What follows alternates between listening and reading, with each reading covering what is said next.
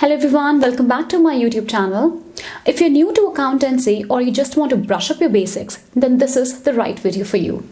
Today, I'll be talking about the basics of accounting. And when I say basics, I'm literally going to start from the scratch.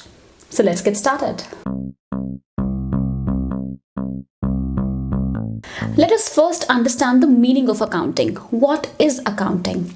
The American Institute of Certified Public Accountants has described accounting as an art of recording, classifying, summarizing in a significant manner and in terms of money, transactions and events which are of financial character and interpreting the results thereof. Now, the most important thing in this definition is that events and transactions must be of financial character.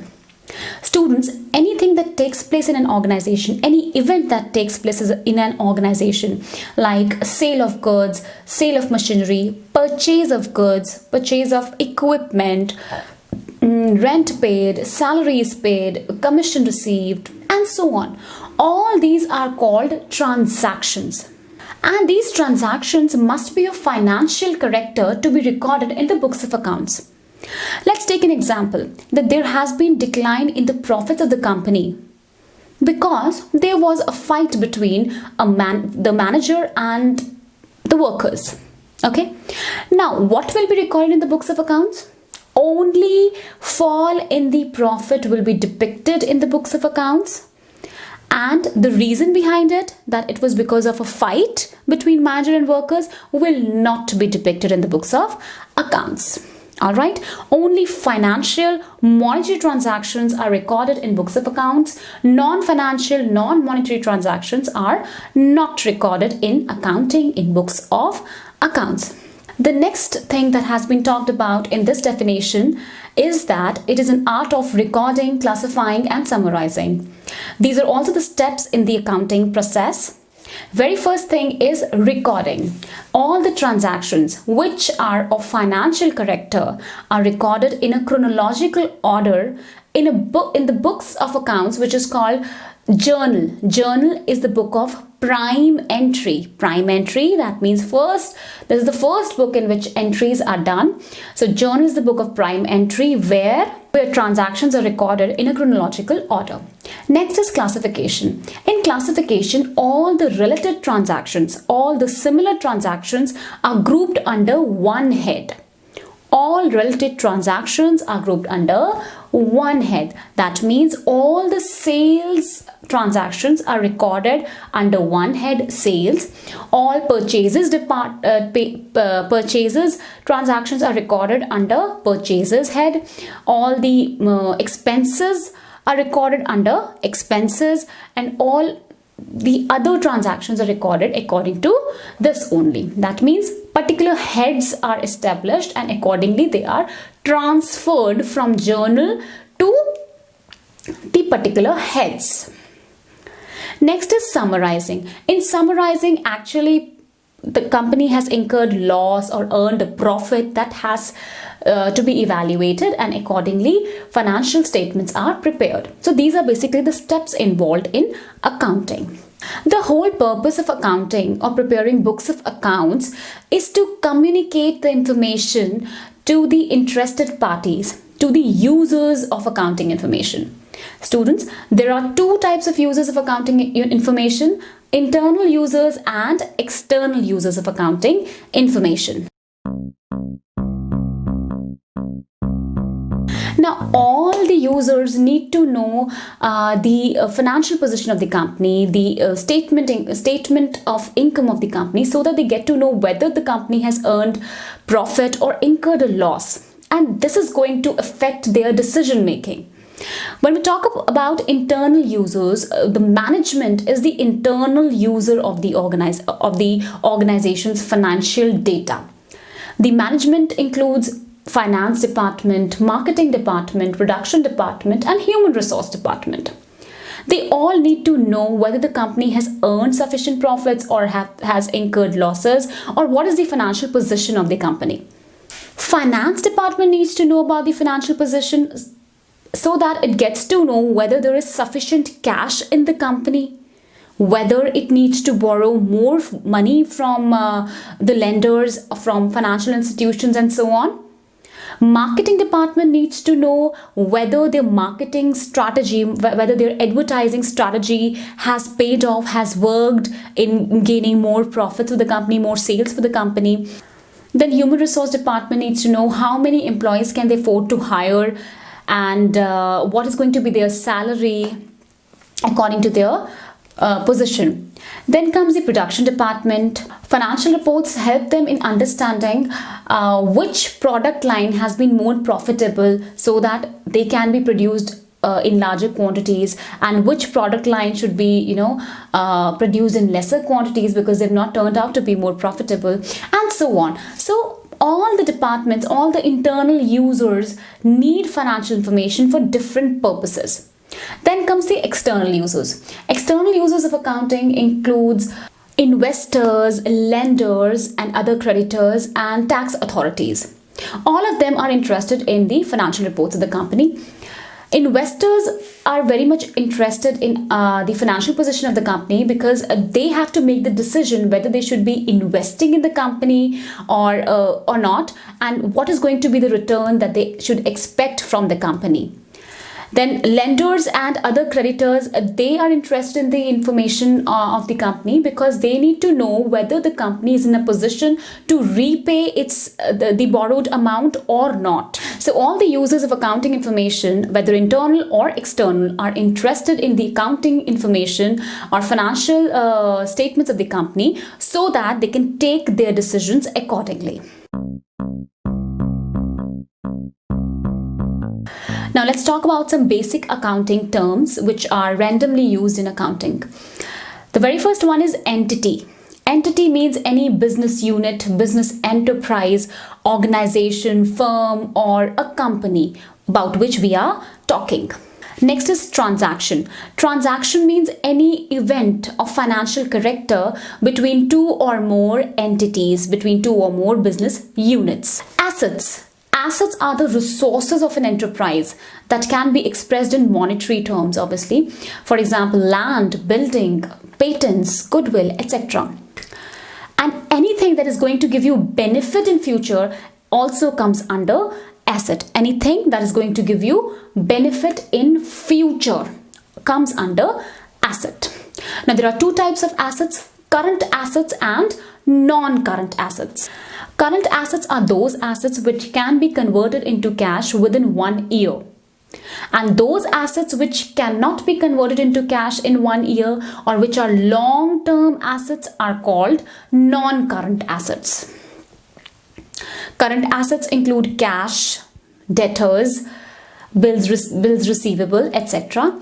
And non-current assets include fixed assets like land, plant, machinery, etc. Next is revenue. Revenue is also called income, which is earned by the company by selling its products or services to the customers. For example, sales revenue, which are earned through sales of goods and services. Then commission received, interest received, rent received, all these come under revenue or income of the company. Now students, there's a major difference between asset and income, that anything that has been received comes under revenue or income, and anything which will be received in future comes under asset. So any benefit that you have received, like income received, interest received, commission received, is your revenue or income. And anything that is receivable, that you will receive in future, okay, like accrued income, is your asset. Accrued income means income earned but not yet received. You've earned the income but not yet received. For example, if I say that I have worked in an organization for 2 months but I have not received this money yet, my salary yet, so that is my accrued income. I have earned it. I have worked in the organization. I have earned that money, but I have not received that money. That is receivable. I will receive that money in future. So that is my asset. If I say I have received my salary, so that salary is my income because I have received it. But if I say I'm going to receive it in future, okay, I have not received it yet, I'll be receiving it, that becomes my asset. Anything that is going to give you benefit in future is your asset. Prepaid expense. Prepaid expense is the expense which has been paid in advance, which is not yet been due, but you have paid it. For example, rent payment for February is not yet due, but you are paying it in advance. You're paying it in this month of January itself. Then this is called prepaid expense. The expense which has not yet been due, you have paid it. Now, what is it going to be categorized as? An expense or an asset? This is your asset because you are in future not liable to pay that rent amount. You have already paid it. You have already lowered your burden. You have to enjoy the services in future. Anything that gives you benefit in future is your asset. This prepaid rent is going to give you benefit in future in the form that now in future you're not supposed to give that rent to the landlord. Okay, so that prepaid expense is going to be your asset because that is giving you benefit in the form that you are no more liable to pay in the future. So prepaid expense or expense paid in advance is your asset. Liabilities. Liabilities is an obligation or debt that an organization has to pay in some time in future. Something that you are liable to pay in future, that is called liability. Okay, you've not paid it, you are liable to pay in future. Now there are two types of liabilities: current liabilities and non-current liabilities. Current liability means those liabilities which have to be paid within 1 year, and non-current liabilities are those liabilities which are to be paid after 1 year, which are long-term liabilities. Okay, for example, long-term loans with banks and financial institutions, they come under non-current liability because you're not supposed to pay them in near future. You have to pay them after 1 year. Next is expense. Expense is the cost incurred by the company, by the enterprise, by the business unit in generating revenue. For example, wages paid, salaries paid, rent paid, interest paid, depreciation, all these are called expenses. Normal costs incurred by the company, they are expenses. Now the major difference between expenses and liabilities is that expenses are paid, that you have already paid. Okay, that you will be paying in future is your liability. Anything which makes you liable to be paid in future, which is a debt obligation, that is your liability, and the amount that you have paid is your expense. This is the basic difference between the two. Next is capital. Capital is the amount invested by the owner of the company in the form of money, in the form of monetary terms, or in the form of goods. Then is profit. Profit is the excess of revenue over expense. When the income earned is more than the expenses incurred, then it is called the profit. Gain. Gain is usually considered as profit only, but gain is earned by the company by incidental income, through incidental income. It is not the regular course of business like selling a fixed asset. You do not sell your fixed asset regularly. Okay, if you are selling your goods and services, then that is your regular income, that is your revenue, and anything that you earn from it, that's your profit. But when you are selling your fixed assets, which happens rarely in the business, then it is your gain, like winning a court case, that is incidental to the business, so that is also gain. Drawings. Drawings is the withdrawal of amount, money or goods from the business by the owner for personal use. Withdrawal of amount or goods by the owner for personal use is called drawings. Debtor. Debtor is a person who owes money to the firm for buying goods on credit. Students, there are two types of transactions: cash transaction and credit transactions.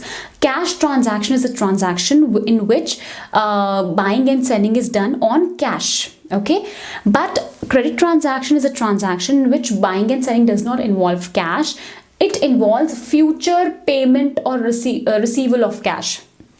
Like I have sold goods to somebody. Okay, I have sold goods to X. Now X has not paid me money. He has promised me to pay in future, so that X becomes my debtor because he is liable to pay me in future. So for me, he is an asset. He is going to give me benefit in future, so that X is my asset, he is my debtor.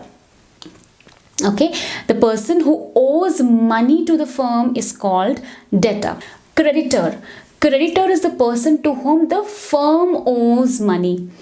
That means if I have purchased goods from Y on credit, I have not paid him money for the goods I have purchased. I'll pay him in future. When I become liable to pay Y in future, Y becomes my creditor. I owe money to Y. So Y becomes my creditor to whom I have to make payment in future. He becomes my liability. Creditor is a liability and debtor is an asset. Next is account. Account is an individual accounting record of different heads like assets, liabilities, shareholders' equities, etc. The account is usually depicted by T account, which has two sides, debit and credit side. If the debit side is greater, it shows debit balance. If the credit side is greater, it shows credit balance.